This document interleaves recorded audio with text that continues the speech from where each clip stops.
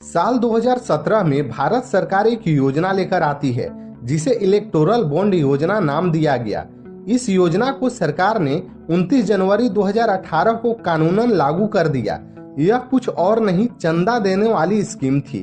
चंदे की पर्दादारी को देखते हुए दो गैर सरकारी संगठनों कॉमन कॉज और एसोसिएशन फॉर डेमोक्रेटिक रिफॉर्म ने साल 2017 में बॉन्ड वाली स्कीम को सुप्रीम कोर्ट में चुनौती दी।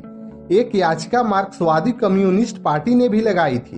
जब सुप्रीम कोर्ट ने यह पाया कि यह सूचना का अधिकार और संविधान के अनुच्छेद 19(1)(a) के तहत राजनीतिक फंडिंग के बारे में मतदाताओं के सूचना के अधिकार का उल्लंघन करता है, तो सुप्रीम कोर्ट ने चुनावी बॉन्ड योजना को रद्द कर दिया और साथ ही इससे जुड़ी जानकारी चुनाव आयोग के वेबसाइट पर देने की बात की। तो फिर क्या है इलेक्टोरल बॉन्ड, चलिए समझते हैं।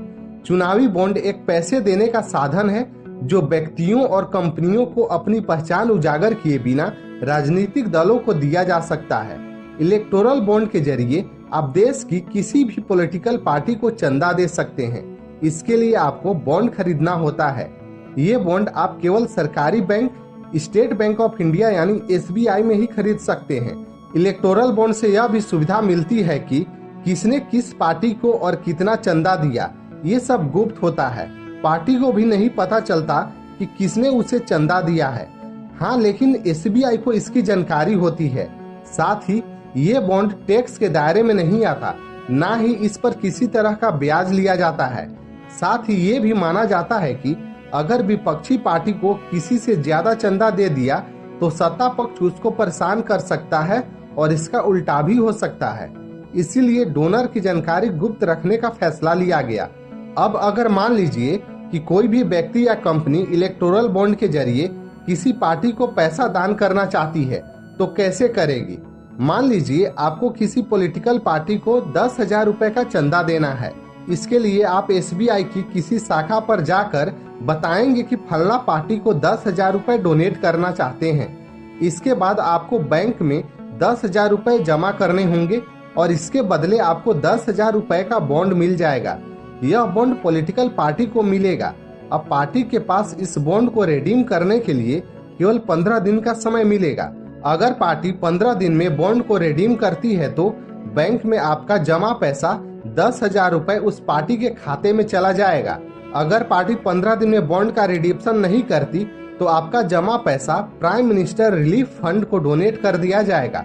आप किसी भी पार्टी को मनचाहा अमाउंट डोनेट नहीं कर सकते। इलेक्टोरल बॉन्ड के तहत चंदे की रकम फिक्स होती है। ये बॉन्ड 1,000, 10,000, 1 लाख, 10 लाख और 1 करोड़ का मिलता है, पर आप चाहे तो एक से ज्यादा बॉन्ड भी खरीद सकते हैं। यहाँ ध्यान देने की बात यह है कि देश की किसी भी राजनीतिक पार्टी को चंदा नहीं मिल सकता। इलेक्टोरल बॉन्ड के जरिए केवल उन्हीं पार्टी को चंदा मिलता है जो रिप्रेजेंटेशन ऑफ पीपल्स एक्ट 1951 की धारा 29(a) के तहत रजिस्टर हो और उस पार्टी को लोकसभा या विधानसभा चुनाव में कम से कम 1% का वोट मिला हो। अब बात करते हैं कि इस सिस्टम में समस्या क्या थी। चुनावी चंदे में अवैध धन का चलन पुराना है। बड़े बड़े कारोबारी या बाहुबली बदमाश अपना अवैध धन पार्टी को दान देते थे। हमेशा से पार्टियों पर पर्दे के पीछे जनता के बजाय उन चुनिंदा लोगों के हितों के लिए काम करने के आरोप लगते रहे हैं। पार्टी को ये नहीं बताना होता है कि उनके पास ये बॉन्ड आया कहां से। दूसरी तरफ भारतीय स्टेट बैंक को ये भी बताने के लिए बाध्य नहीं किया जा सकता कि उसके यहाँ से किसने कितने बॉन्ड खरीदे। यानी चंदा देने वालों की जानकारी केवल बैंक के पास थी, आम आदमी की पहुंच से दूर।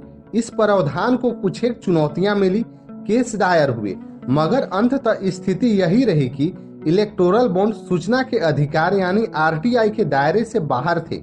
चूंकि राजनीतिक दल भी RTI के तहत नहीं आते तो ये पूरी व्यवस्था ही किसी गुप्त दान की तरह हो गई थी। फाइनली सुप्रीम कोर्ट के हस्तक्षेप के बाद अब इससे जुड़ी जानकारी चुनाव आयोग के वेबसाइट पर जोड़ दिया गया है। इलेक्शन कमीशन की ओर से साझा किए गए आंकड़ों से पता चलता है कि चुनावी बॉन्ड के माध्यम से चुनावी चंदा हासिल करने वालों में भाजपा, कांग्रेस, BRS, शिवसेना, TDP और अन्य राजनीतिक दल शामिल हैं। चुनावी बॉन्ड के माध्यम से राजनीतिक दलों को दान देने वालों की लिस्ट में दिलचस्प तथ्य यह है कि शीर्ष 3 में से 2 कंपनियां ऐसी हैं जिनका नाम आम लोगों ने शायद ही सुना हो। लुधियाना की lottery company future gaming and hotel service ने सबसे अधिक 1368 करोड़ रुपए के बॉन्ड खरीदे हैं। यह कंपनी 2022 में तब चर्चे में आई जब प्रवर्तन निर्देशालय ने इसकी विभिन्न इकाइयों के 409 करोड़ की परिसंपत्ति जब्त कर ली थी। हैदराबाद की मेगा इंजीनियरिंग व इंफ्रास्ट्रक्चर ने 966 करोड़ रुपए का चंदा दिया है। तीसरे नंबर पर मुंबई की कंपनी क्विक सप्लाई चेन है, जिसने 410 करोड़ रुपए के बॉन्ड खरीदे। शीर्ष 10 कंपनियों में वेदांत, हल्दिया एनर्जी, भारतीय Airtel, western UP power transmission, Keventer food park infra और मदन लाल लिमिटेड के नाम हैं। अब तक जमा किए गए विवरण के अनुसार बीजेपी को कुल इतने रुपए के दान मिले हैं जो आप स्क्रीन पर देख सकते हैं। बाकी दलों को कितना दान मिला आप स्क्रीन पर देख सकते हैं। उम्मीद है आपको इलेक्टोरल बॉन्ड से जुड़ी जानकारी काफी हद तक मिल गई होगी। अब मिलते हैं अगले वीडियो में।